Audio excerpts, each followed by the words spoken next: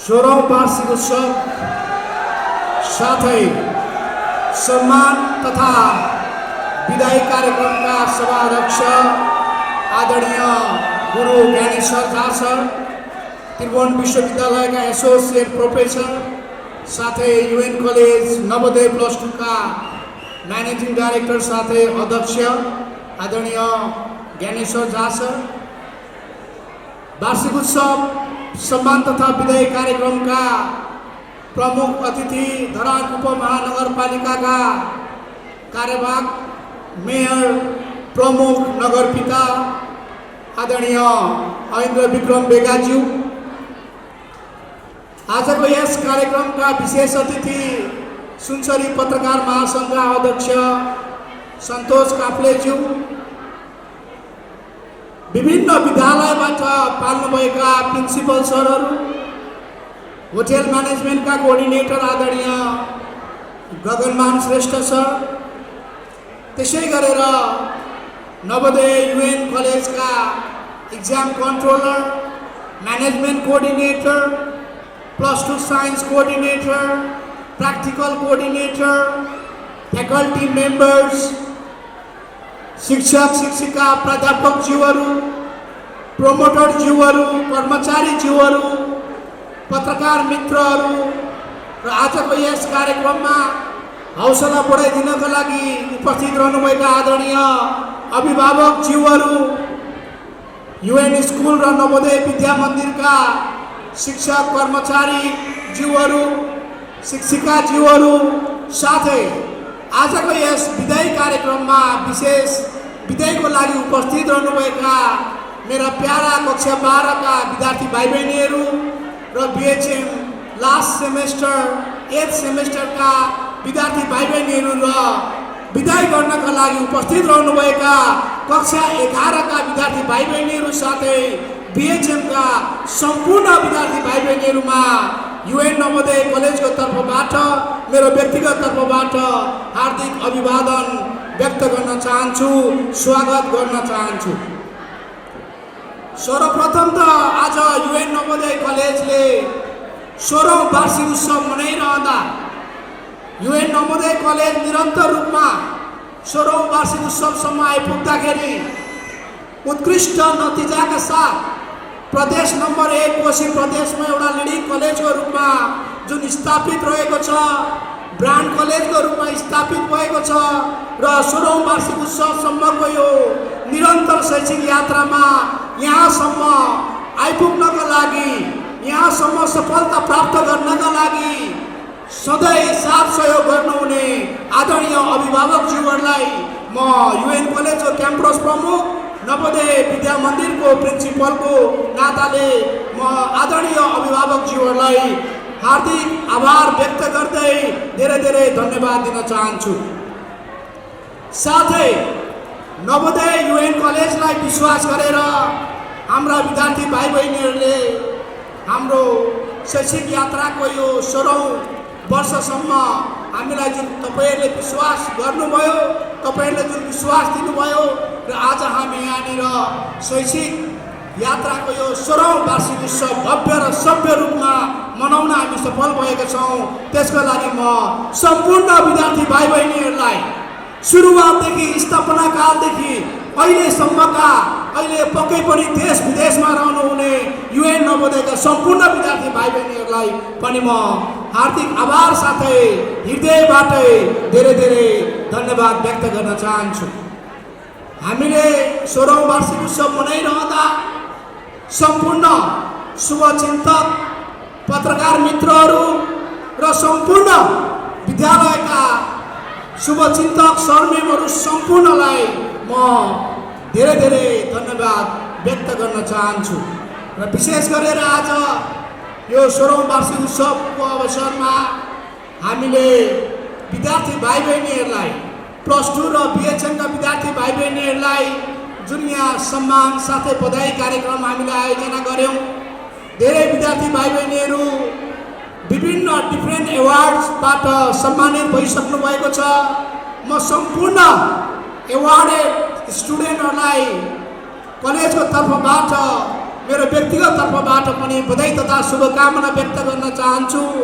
हुन त master degree सकेर यो शैक्षिक क्षेत्रमा लागेको लगभग 16 वर्ष पुगेछ र यो 16 वर्षको अन्तरालमा जुन हरेक वेलकम प्रोग्राम होस्, चाहे फेयरवेल प्रोग्राम होस्, चाहे वार्षिक उत्सव कार्यक्रम होस्, यसरी विद्यार्थी भाइ बहिनीहरूलाई नगद पुरस्कार सहित सम्मान गर्ने जुन एउटा अवसर मैले प्राप्त गरिरहेको छु, त्यो मानेमा म आफैलाई पनि धेरै भाग्यशाली ठानेको छु।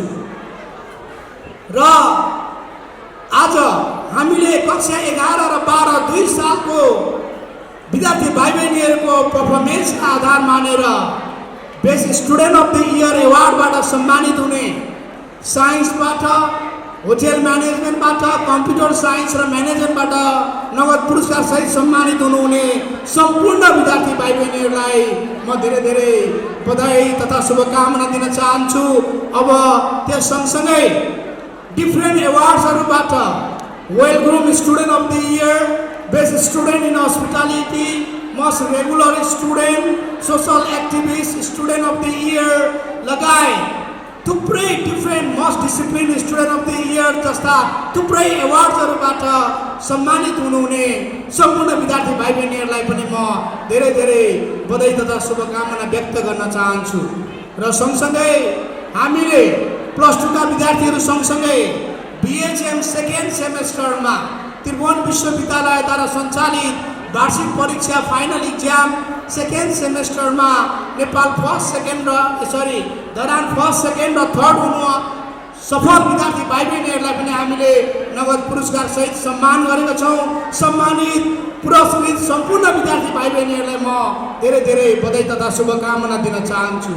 मैले पहिले पनि भन्दै आइरहेको छु, यो 16औं वार्षिक उत्सवमा हामीले धरान प्रथम, द्वितीय र तृतीय एउटै कलेजबाट उत्कृष्ट नतिजा लिएर हुने विद्यार्थी भाइ बहिनीहरूलाई बधाई तथा सम्मान गर्ने अवसर पायौँ। मलाई लाग्छ योभन्दा गत वर्षका वार्षिक उत्सवहरूमा हामीले नेपाल द्वितीय र तृतीय हुनेसम्म विद्यार्थी भाइ बहिनीहरूलाई नगद पुरस्कार सहित सम्मान गरिरहेका छौँ। र हरेक वर्ष म वेलकम प्रोग्राममा भन्ने गर्छु, हामी अहिले पनि आतुर छौँ, हामी अहिले पनि नेपाल टप्पर विद्यार्थीको खोजीमा छौँ।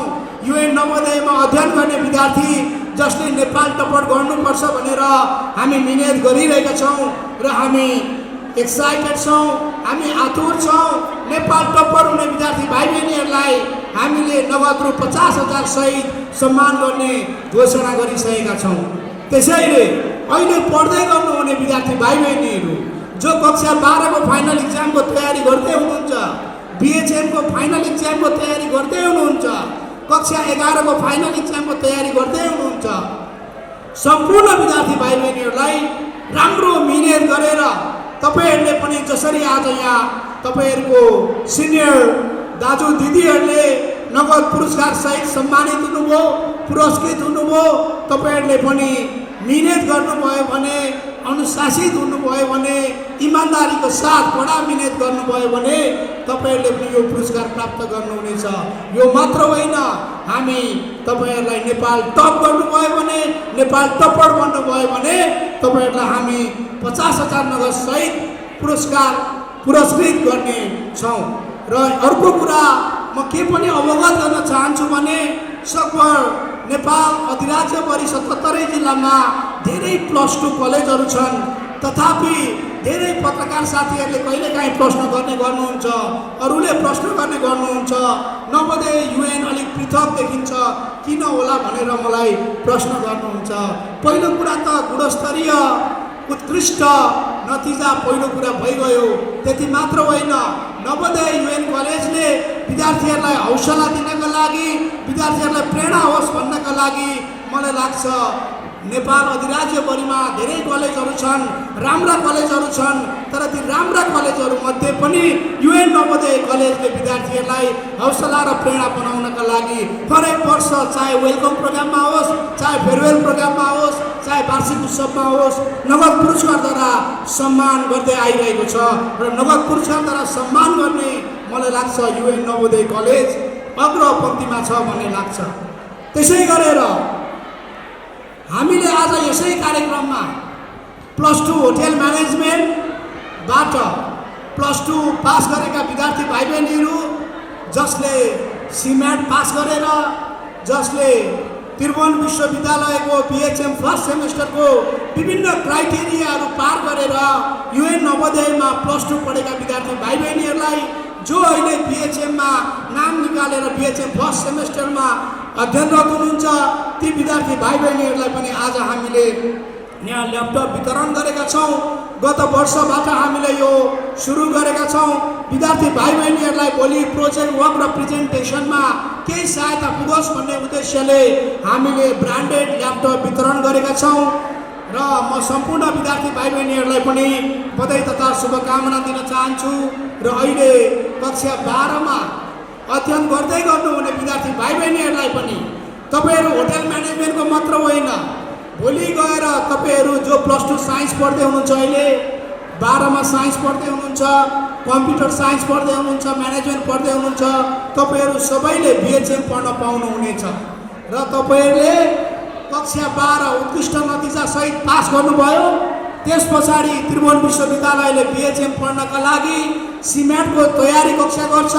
त्यो इन्ट्रान्स सिम्याट इक्जाम पनि तपाईँहरूले पास गरेर युएन नवोदय कलेजमा तपाईँहरू बीएचएममा नाम निकाल्नु भयो भने आउँदो वार्षिक उत्सव कार्यक्रममा तपाईँहरूलाई पनि आज हामीले जसरी यहाँनिर ल्यापटप वितरण गऱ्यौँ, तपाईँहरूलाई सम्मान गऱ्यौँ, त्यसरी नै हामी तपाईँहरूलाई सम्मान गर्ने पनि म जानकारी गराउन चाहन्छु। र सम्पूर्ण विद्यार्थी भाइ बहिनीहरूलाई मिहिनेत गरेर कक्षा 12मा उत्कृष्ट नतिजा लिएर तपाईँहरू पास गर्नुहोस् भन्ने पनि शुभकामना दिन चाहन्छु। वैशाख 24 गतेबाट अब कक्षा 12को फाइनल इक्जाम हुँदैछ। तपाईँहरू पक्कै पनि त्यो परीक्षाको तयारीमा हुनुहुन्छ भन्ने मलाई विश्वास छ। त्यसैले आज तपाईँहरूलाई हामी यहाँ औपचारिक विदाई गर्न यो विदाई कार्यक्रमको पनि हामीले आयोजना गरेका छौँ। र होटल म्यानेजमेन्टको विद्यार्थी भाइ बहिनीहरूलाई मैले थोरै कुरा, यो शिक्षा क्षेत्रमा 16 वर्ष बिताएको मेरो अनुभव र म सधैँ भन्ने गर्छु मेरो विद्यार्थी भाइ बहिनीहरूलाई, तपाईँहरूको पहिलो अभिभावक आमा बुवा हुनुहुन्छ भने दोस्रो अभिभावक हामी शिक्षक शिक्षिकाहरू हौँ। म तपाईँहरूको अभिभावकको नाताले केही कुराहरू म तपाईँहरूलाई यहाँ सल्लाह सुझावको रूपमा राख्न चाहन्छु। र सम्पूर्ण होटल म्यानेजमेन्ट पढ्ने विद्यार्थी भाइ बहिनीहरूलाई अब कक्षा 12 सकेपछि तपाईँहरूले होटल म्यानेजमेन्टको बीएचएम पढ्ने हो, जसलाई ब्याचलर अफ होटल म्यानेजमेन्ट भनिन्छ। र होटल म्यानेजमेन्टमा केही इन्टरनेसनल युनिभर्सिटी भन्छन्, इन्टरनेसनल कलेजहरू भन्छन्। डिएचएम र एडिएचएम जस्ता प्रोग्रामहरूको पनि मार्केटिङ तपाईँहरूले प्रशस्त सुन्नुभएको छ। म तपाईँहरूलाई यसै विषयमा थोरै कुरा जानकारी गराउन चाहन्छु। म तपाईँहरूको दोस्रो अभिभावकको नाताले पनि म तपाईँहरूलाई के भन्न चाहन्छु भने वास्तवमा होटल म्यानेजमेन्टमा डिएचएम र एडिएचएम एकाडेमिक कोर्स होइन, एकाडेमिक त्यो विषय होइन। त्यसले गर्दाखेरि अब 12 पास गरेका विद्यार्थी भाइ बहिनीहरूले, 12 पढ्दै गरेका विद्यार्थी भाइ बहिनीहरूले डिएचएम र एडिएचएम पढ्ने होइन। र अर्को कुरा, डिएचएम र एडिएचएम बीएचएम समान विषय कोर्स होइन। यो कुरा पनि तपाईँहरू क्लियर हुनु होला। बीएचएम 4 वर्षको हुन्छ, चाहे त्यो त्रिभुवन विश्वविद्यालयको होस्, चाहे त्यो पोखरा युनिभर्सिटीको होस्, काठमाडौँ युनिभर्सिटीको होस्, चाहे पूर्वाञ्चल विश्वविद्यालय जुनैको होस्, त्यो बीएचएम 4 वर्ष कोर्स हुन्छ। त्यसमा 3 वर्ष यहाँ पढाइ हुन्छ भने 1 वर्ष इन्टर्नसिपको लागि हामी पठाउँछौँ। तर डिएचएम र एडिएचएममा इन्टर्नसिप भने तापनि अहिले नेपाल सरकारले डिएचएम र एडिएचएमलाई एनओसी दिने अनुमति दिएको छैन। एनओसी नदिने भएको कारणले गर्दा डिएचएम र एडिएचएमका विद्यार्थी भाइ बहिनीहरू युरोप कन्ट्री, मिडल इस्ट या कुनै पनि विदेश जान पाउँदैन। त्यही भएर तपाईँहरूले अहिले देखिरहनु भएको होला, धेरैजसो डिएचएम र एडिएचएमका विद्यार्थीहरू इन्डियामा, भारतमा जहाँ पासपोर्ट आवश्यक पर्दैन, राजधानी आवश्यक पर्दैन, त्यहाँतिर इन्टर्न गर्दै गइरहेका हुन्छन्।